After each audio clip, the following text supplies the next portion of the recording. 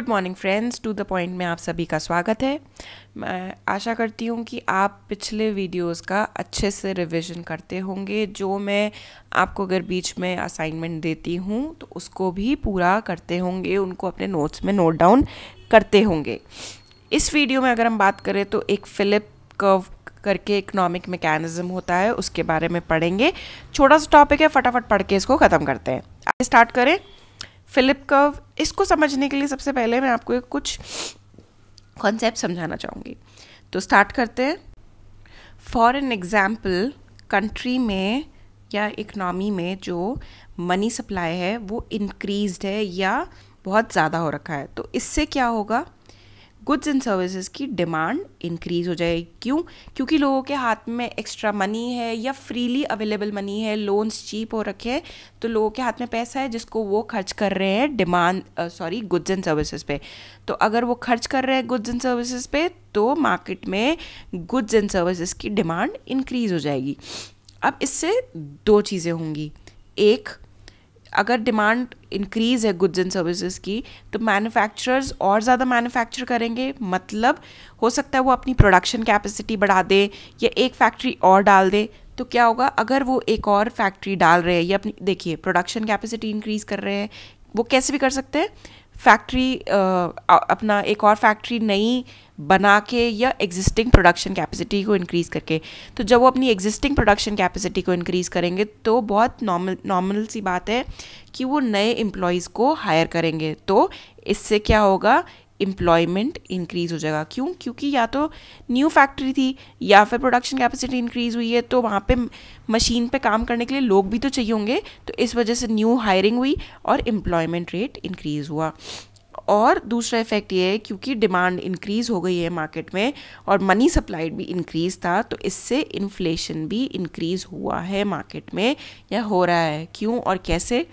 अगर money supply बहुत ज़्यादा है मार्केट में, तो पहले अगर कोई चीज़ 10 रुपये की थी और अब लोग उसके 12 रुपये भी देने को तैयार हैं। क्यों? क्योंकि मनी ईजिली अवेलेबल है मार्केट में। तो इन सब से, इन दो चीज़ों से क्या इफ़ेक्ट हो रहा है, एक साइड में तो इन्फ्लेशन रेट इंक्रीज़ हो रहा है और साथ ही साथ एम्प्लॉयमेंट रेट भी इंक्रीज़ हो रहा है। एम्प्लॉयमेंट रेट इंक्रीज़ हो रहा है मतलब अनएम्प्लॉयमेंट रेट डिक्रीज़ हो रहा है। तो फिलिप कर्व जो है वो इसी कॉन्सेप्ट को एक्सप्लेन करता है।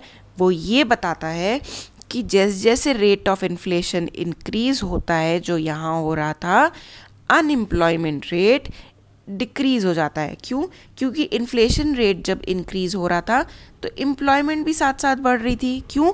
क्योंकि लोगों को कैटर करने के लिए हमें ज़्यादा प्रोडक्शन करना पड़ रहा है और ज़्यादा प्रोडक्शन करने के लिए हमें ज़्यादा हायरिंग करनी पड़ रही है।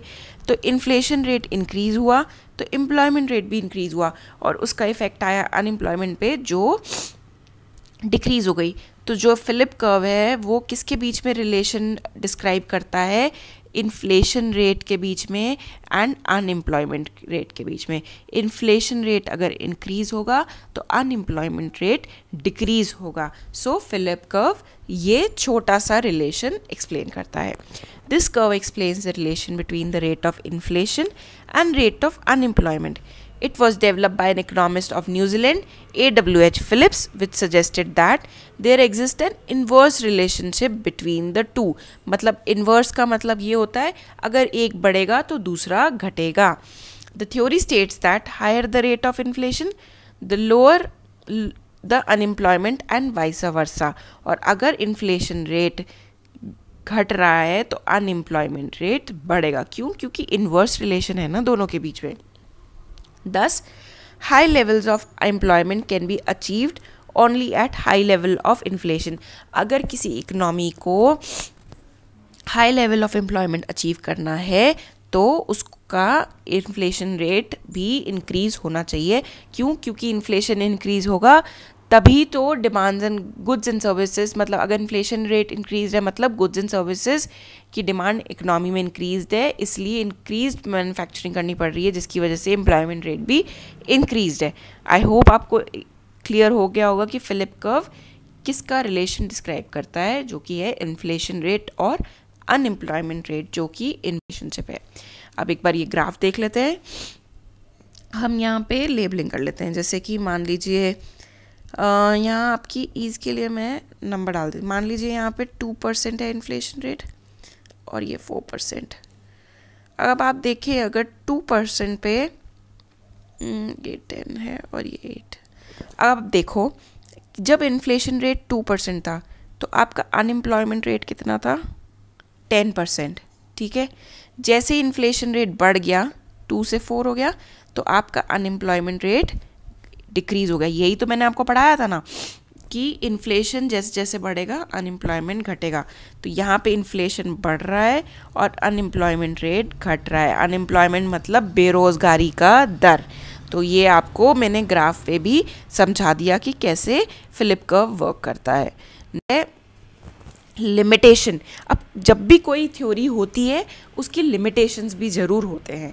तो फिलिप कर्व की जो फिलिप थ्योरी है इसकी लिमिटेशंस ये हैं, the implication of Phillip curve have been found to be true only in short term, मतलब ये लॉन्ग रन में या लंबे समय में ये चीज़ एप्लीकेबल नहीं होती। और सेकेंड पॉइंट ये है कि Phillip curve fails to justify the situation of stagflation. Stagflation ऐसी सिचुएशन होती है कि एक तरफ इन्फ्लेशन रेट बहुत ज़्यादा बढ़ता जा रहा है और अनएम्प्लॉयमेंट रेट भी बहुत ज़्यादा है, जबकि फिलिप कर्व क्या कहता है कि जितना इन्फ्लेशन बढ़ेगा अनएम्प्लॉयमेंट रेट उतना ही घटेगा। लेकिन स्टैगफ्लेशन की सिचुएशन में फिलिप कर्व फेल्स या फिर ये जस्टिफाई नहीं कर पाता अपना इन्फ्लेशन रेट और अनएम्प्लॉयमेंट का relationship, that is inverse relationship. So friends, जैसे कि मैंने आपको प्रॉमिस किया था ये बहुत छोटा सा ही टॉपिक है और यहाँ पे ये ख़त्म भी हो जाता है। तो बस अब आपकी एक ही ड्यूटी बनती है कि वीडियो ख़त्म होने के बाद इसको प्लीज़ ज़रूर से रिवाइज़ कर लीजिएगा।